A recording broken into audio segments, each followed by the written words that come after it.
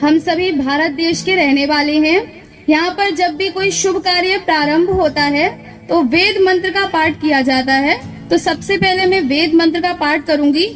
आप सब भी अपनी आंखें बंद कर लेंगे। ओम अग्निमीळे पुरोहितै यज्ञस्य देवमृत्विजम् होतारं रत्नधातमम्। ओम शांति शांति शांति। उपस्थित सभी महानुभाव, सरलता सज्जनता की प्रतिमूर्त सभी मान व्यक्तित्वों को मेरा सादर प्रणाम और यहाँ पर उपस्थित सभी शिवरार्थियों को भी मेरे सादर नमस्ते और उनके माता पिता को भी मेरा सादर प्रणाम।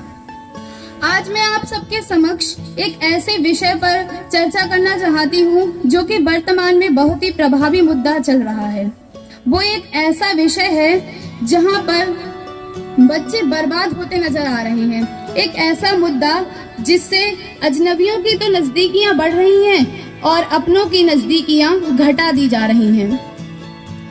चलिए उस मुद्दे का नाम खोजते हैं। उसका नाम है सोशल मीडिया, यानी कि सामाजिक संचार का माध्यम।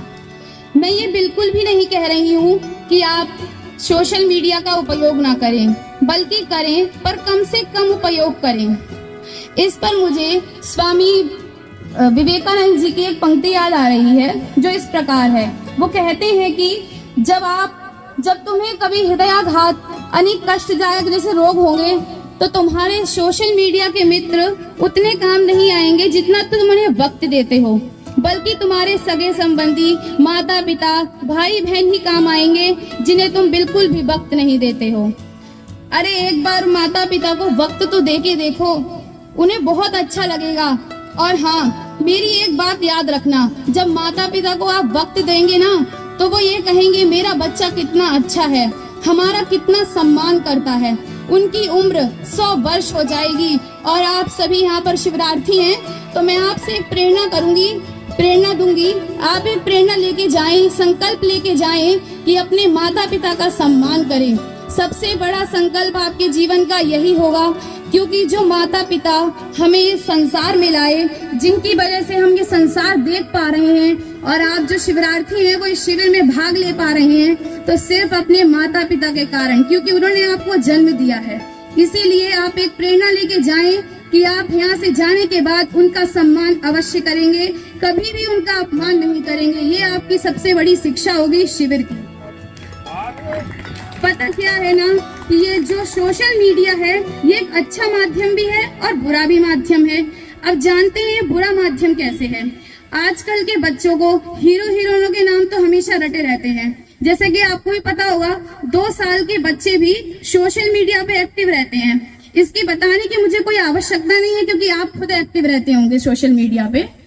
तो जैसे कि आज के बच्चों को महापुरुषों के बारे में कुछ नहीं पता। जैसे महर्षि दयानंद जी, उन्होंने हमारे देश के लिए इतना काम किया, लोगों को जगाया, लोगों का उद्धार किया, उनके बारे में भी नहीं पता। पर आप सबका सौभाग्य है, आप सब यहाँ पर आए और आपके गुरु जी ने आपको जरूर बताया होगा महर्षि दयानंद जी कौन है। तो इसीलिए अपने लिए एक बार ताली बजाइए, आपको इसका सौभाग्य प्राप्त हुआ।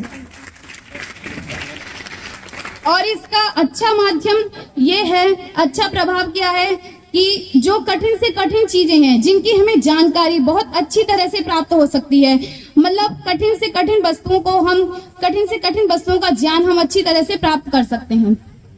आजकल हर माँ का आपका सपना है कि उनका बच्चा बड़ा हो गया उनका नाम रोशन करे, लेकिन उनका बच्चा सोशल मीडिया पर अपना कीमती वक्त बर्बाद कर रहा है। यहाँ पर कुछ पंक्तियां उन व्यक्तियों के लिए हैं जो अपना सोशल मीडिया पर अधिक से अधिक समय बर्बाद कर देते हैं।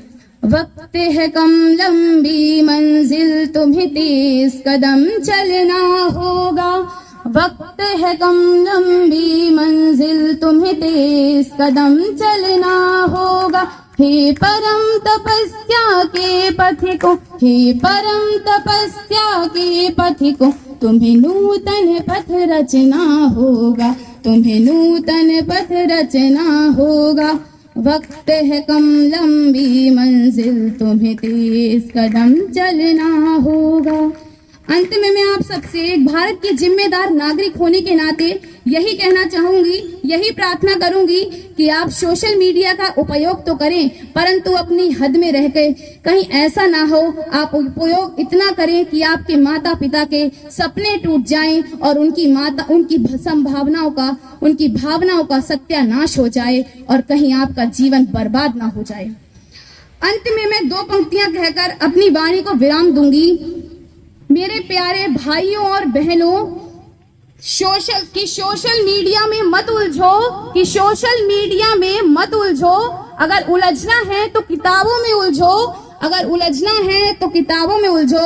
मेरी बात मान लेना, ये किताबें तुम्हें जीवन में उलझने नहीं देंगी। धन्यवाद। जोरदार तालियों से स्वागत, बहुत सुंदर जी।